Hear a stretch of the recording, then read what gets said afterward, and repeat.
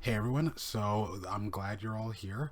I know I said I was gonna do something, a video, and here it is. So these photos you just saw were taken of the new Ragnar Blackmane model, and it looks amazing. It's basically and it kind of validated my prediction that that he was given standard Primaris armor, especially considering all the rumors that like of a stat line, and it said Primaris, Ragnar Blackmane, yada yada. But the thing is that it didn't say any type of armor. It didn't say, it said Primaris, but no armor. So basically, he's got standard armor that's like used by intercessors, hellblasters. The like. He doesn't have Phobos armor. He doesn't have Mark X Gravis. He doesn't have Mark X Gravis armor, and so I feel so he's gonna have some type of rule that'll allow him to that'll he I no I'm not saying as a confirmation. I'm just saying it's like this might be where he gets some special rule, because what's gonna happen is that he can no longer do drop pods anymore. Let's just say it. He's out of his element right there with drop pod assaults. But it's not completely out of favor. So okay, so you've got, like, say, 3 drop pods. You load them up with some. Wolf guard, not wolf guard. Some gray hunt, not even gray hunters. Some blood claws, and then you chart. Then they can charge and reroll their charge rolls. Um, I'm finding, and it's an amazing idea. I like it. And oh man, in the sword, it's not Frostmaw. I thought it was Frostmaw, but it's actually Frostfang. Well, it's just kind of close. That's kind of close, but Frostfang is like this cool sword. So it says that in the story, so it's like the story that they've come up with for him is that he went during some, I think it was somewhere during, yeah, it was in the book, not the book, the short, that he what ended up happening was that Ragnar went up against found Gaskell. And they went and they started fighting, and they said they lost contact with him. So it says here that he managed to kill Gaskell, but he basically was killed in his own way. Um, what it says here that Ragnar went hard in his fight against Gaskell, willing to sacrifice his life to put an end to the alien menace. He fought with skill and bravery, but ended up with an arm sheared off, a broken neck, and several fist-sized rents in his armor. What's the fact that he's a space marine that can he he he'd be able to survive that. There have been space marines who've survived worse. A space marine who has been cut in half, and he's still, like, cut in half at the waist, and he's still survived. Or to, like, have his arm ripped out of him, and still be cut in half, and he could still survive. And so it says, when the warriors of his great company found his body, it seemed like the young king's saga was over. There was only one option to save his life: attempting to cross the Rubicon Primaris. I wouldn't call that the only option. That's not 100% and the only option to save someone's life. I would say, oh, let's put him in a dreadnought. But the way it is that, like, they may have like, oh, let's put him into one of the Redemptor dreadnoughts. But the thing is that if you put him in the Redemptor dreadnought, that will likely kill him. That will like more than likely kill him. So it's like, it's it could use some this description could use some dolling up. But I just like it. He's got his he's a bigger model. His hair's all crazy. And I like that they kind of stuck with a very familiar model. And I think I know what's gonna happen is that I try not to see as the Primaris as a replacement. Like the thing is that the Primaris Marines are a replacement, but if you write them into the lore, it kind of makes it feel a little painful, because it's like I want to alright, so it's like, oh, are we to stop buying tactical Marines? Are we to stop buying tactical Marines, because a lot of people are buying intercessors, they're buying hellblasters, but the thing is, tactical Marines are a little well rounded, and it's like I want gray hunters, and it's like, how are they going to handle this? The way, actually, you know what, if you think about it, the way they explained the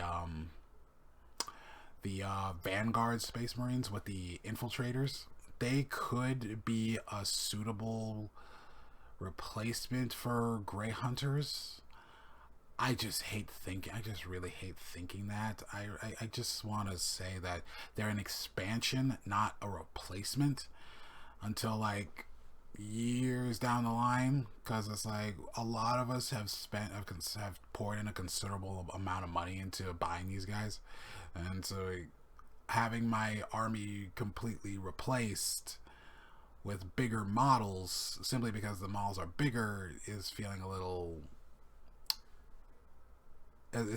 hurtful right now. But anyway, in the video, in the photos I gathered up, you have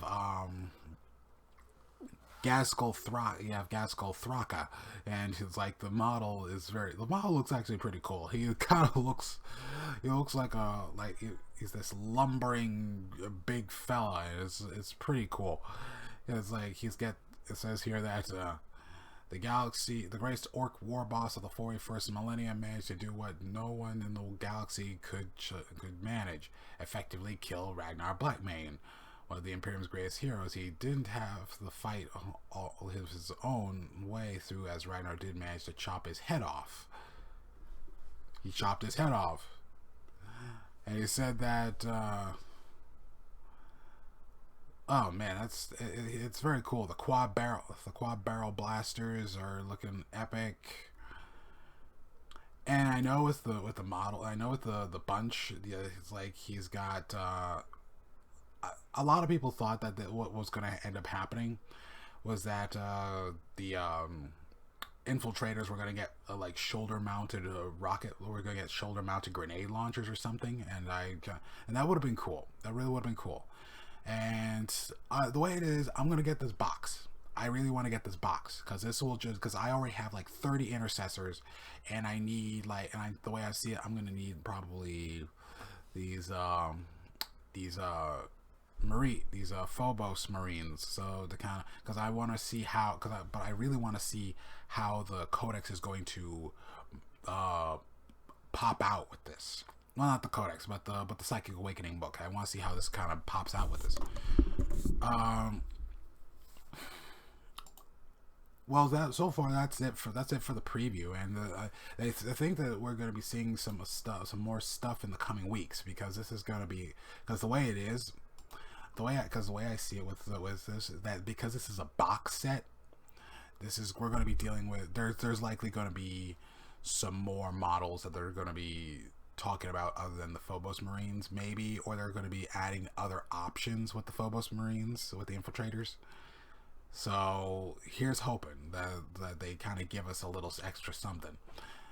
So I'd say that now that they've revealed the models, it's possible that the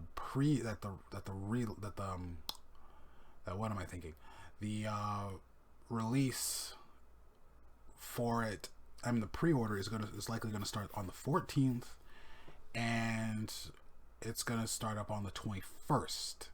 Now that's for the box set. Now that's likely what's going to be for the box set. They haven't even shown us anything for the rule for the Psychic Awakening book, so they may end up doing 14 as the box set. The 21st would likely be the book, but I would say that it would be better to have the box set and the book released on the 14th. Pre-order on the 14th, but pre-orders could start on the 21st. So let's hope, because let's see, 1, 2, 3. Oh yeah, because the 9th, the 16th, the 23rd, and the 30th, the Engine War started to the end. The first book for the Engine War started today. The first short started for the Engine War started today. So it's like we've got about 4 weeks, unless they're gonna. It's like, and so likely the 6th of April is going to be where they start. The one of the new books, because they're saying that they're trying to do the Codex, the Talons of the Emperor type thing, and I hope they. And it's like, I really love Talons of the Emperor. I'm not saying I want to do Talons of the Emperor as an expansion to my armies as a new army, but it sounds pretty cool. It just like, oh, Sisters of Silence and Custodes, they finally get that, they're finally together again, and I want them to kind of work it. I want to see synergy, proper synergy. But so far, that's all I've got today. That's all I've got for you today. So I'll try and keep up with this as much as I can. If there's anything new, I'll make a video of that. Have a good night. Happy hunting.